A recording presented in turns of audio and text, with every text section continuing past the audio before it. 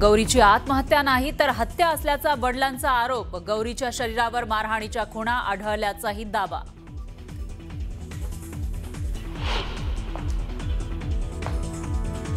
राज्यातील स्थानिक स्वराज्य संस्था निवडणुकीसंदर्भातील सुनावणी लांबणीवर।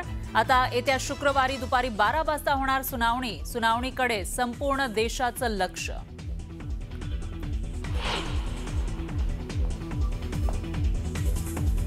मुख्यमंत्र्यांसमोरच नवनीत राणाही म्हणतात मी पुन्हा येईन, तर नवनीत राणा आता माजी खासदार राहणार नाहीत।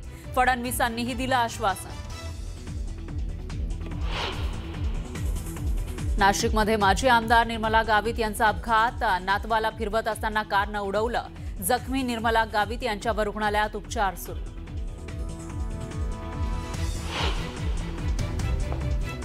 अयोध्येतील प्रभू श्रीराम मंदिर ध्वजारोहण सोहळा संपन्न। पंतप्रधान मोदींच्या हस्ते ध्वजारोहण। सरसंघचालक मोहन भागवत यांचीही सोहळ्याला विशेष उपस्थिती।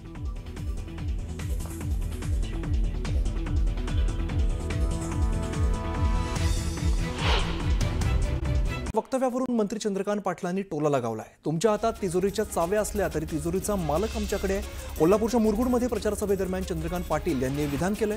तिजोरीचा मालक आमच्याकडे असल्यामुळे विकासाची काळजी करू नका असं आश्वासन देखील चंद्रकांत पाटील यांनी मतदारांना दिलंय। राज्यात आपली सत्ता आहे आणि तिजोरीच्या चाव्या आपल्या हातात आहेत। अर्थमंत्री आपला आहे, मत तुमचं, निधी आमचा असेल असं वक्तव्य राज्य महिला आयोगाच्या अध्यक्षा आणि राष्ट्रवादीच्या नेत्या रुपाली चाकणकरांनी कुर्डुवाडीतील सभेत वक्तव्य केलंय। सांगलीच्या जत नगर परिषदेसाठी भाजप आमदार गोपीचंद पडळकरांनी कंबर कसली आहे। गल्लोगल्ली जात पडळकर प्रचार करतायत। दुचाकीवरून प्रचार करत शेतकऱ्यांची साथ लाभल्यामुळे आपलाच विजय होईल असा विश्वास सुद्धा त्यांनी व्यक्त केलाय। मी आजारी असल्यामुळे मतदारांमध्ये गैरसमज पसरवू नका असा थेट इशारा दीपक केसरकरांनी नितेश राणेंना दिलाय। नितेश राणेंनी केलेल्या वक्तव्याचा केसरकरांनी समाचार घेतलाय। धारणी इथल्या नगर परिषद निवडणुकीच्या प्रचार सभेत नवनीत राणा यांनी मी पुन्हा येईन असं वक्तव्य केलंय। यावरती मुख्यमंत्री फडणवीसांनी सूचक वक्तव्य करत नवनीत राणा माजी राहणार नाहीत असं जाहीर सभेमध्ये सांगितलं। त्यामुळे नवनीत राणांना राज्यसभेवरती संधी मिळणार अशी चर्चा सुरू झाली। मुंडे बहीण भावाची प्रतिष्ठा पणाला लागली आहे। पद्मश्री धर्माधिकारी यांच्या प्रचारासाठी मुंडे प्रचारात उतरलेले असून बहीण भाऊ एकत्र असल्याने परळीच्या विकासाचा मार्ग मोकळा झाला आहे अशी प्रतिक्रिया परळीतील नगराध्यक्षपदाच्या उमेदवार पद्मश्री धर्माधिकारी यांनी दिली। सत्ता केंद्र ताब्यात ठेवण्यासाठी बहीण भाऊ एकत्र मिळून राजकारण सुरू आहे असा आरोप प्रकाश सोळंके यांनी केलेला आहे। आमदार प्रकाश सोळंके मुंडे भाऊ बहिणींवरती संतापले आहेत।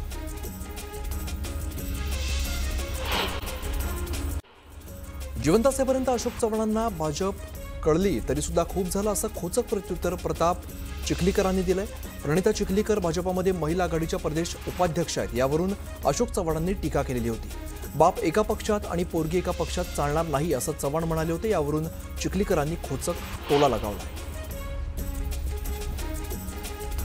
चिपळूण नगर परिषदेच्या निवडणुकीचा पेपर विरोधकांनी सोपा केलाय असं विधान मंत्री उदय सामंतांनी केलंय। हा सोपा पेपर सोडवता आला नाही तरी पुढे कोणताही पेपर सोडवता येणार नाही असं सामंत म्हणाले। सातारा नगरपालिकेच्या नगराध्यक्षपदाच्या महाविकास आघाडीच्या उमेदवार सुवर्णा पाटील यांनी प्रचार करताना साताऱ्यामध्ये मागील 35 वर्षात कोणताही विकास झाला नसल्याची खंत व्यक्त केली आहे। दोन्ही राज्यांच्या आव्हानापेक्षा जनतेने त्यांना आव्हान दिलंय असं म्हणत जिंकण्याचा विश्वास व्यक्त केला आहे। सिल्लोडमध्ये नगर परिषद निवडणुकीच्या पार्श्वभूमीवर अब्दुल सत्तार यांच्या उपस्थितीत शिवसेनेची प्रचार पदयात्रा सुरू झाली आहे। पदयात्रा आणि कॉर्नर बैठकीला मतदारांचा उत्स्फूर्त प्रतिसाद मिळतोय। वर्ध्याच्या इतिहासात पहिल्यांदा नगराध्यक्षपदाच्या निवडणुकीत कमालीची चुरस निर्माण झाली आहे। भाजप काँग्रेस सेनेमध्ये थेट लढत होणार आहे। नगराध्यक्षपदाच्या उमेदवारासाठी उपमुख्यमंत्री, पालकमंत्री आणि प्रदेशाध्यक्षाची प्रतिष्ठा पणाला लागली आहे। चंद्रपूरमधील राजुरा नगर परिषद निवडणुकीमध्ये शेतकरी संघटना आणि काँग्रेस हे पारंपरिक विरोधक एकत्र आलेले असून भाजपापुढे आव्हान उभं केलेलं आहे। भाजप आमदार देवराव भोंगळे विरुद्ध माजी आमदार सुभाष धोटे आणि माजी आमदार वामनराव चटप यांनी निवडणुकीसाठी प्रचाराला सुरुवात केली आहे.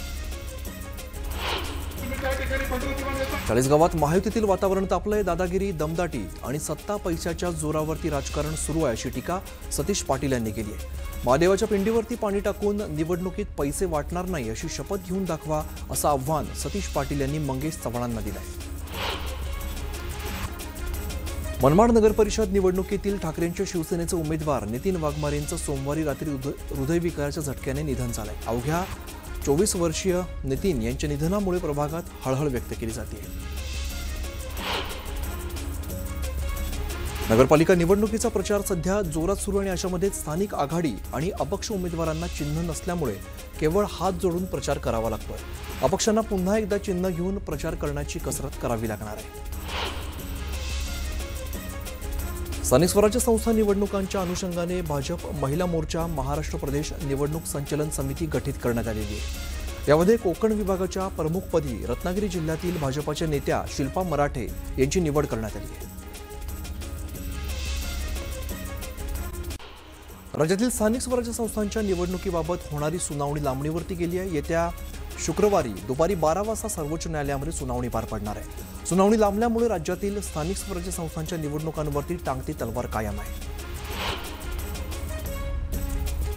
आमदार धनंजय मुंडेंनी वाल्मिक कराडची आठवण काढल्यानंतर खासदार बजरंग सोनवणे यांनी टीका केली आहे. जास्त आठवण येत असेल तर त्यांनी तिकडे जाऊन बसावं, त्यांना भेटावा असा खोचक टोला सोनवणेंनी लगावला आहे. मंत्री पंकजा मुंडेंनी माजलगावमध्ये प्रचार सभेमध्ये बोलताना रिटायरमेंट घेण्याचं समाधान वाटायला लागलं, पण आणखीन बरंच काम करायचं राहिलेलं आहे. मला जेव्हा रिटायर व्हायचं असेल तेव्हा चांगली पिढी घडवली असेल असं पंकजा मुंडे म्हणाल्या. गोव्याचे मुख्यमंत्री प्रमोद सावंतांनी कोल्हापूरमधील चंदगडचे आमदार शिवाजी पाटलांच्या निवासस्थानी भेट दिली. यावेळेला चंदगड ते गोवा या रस्त्याच्या समस्येबाबत आमदार पाटील यांनी सावंतांशी चर्चा केली. चंदगड नगरपंचायत निवडणुकीतील महायुतीच्या सगळ्या उमेदवारांना यावेळेला सावंतांनी शुभेच्छा दिल्या.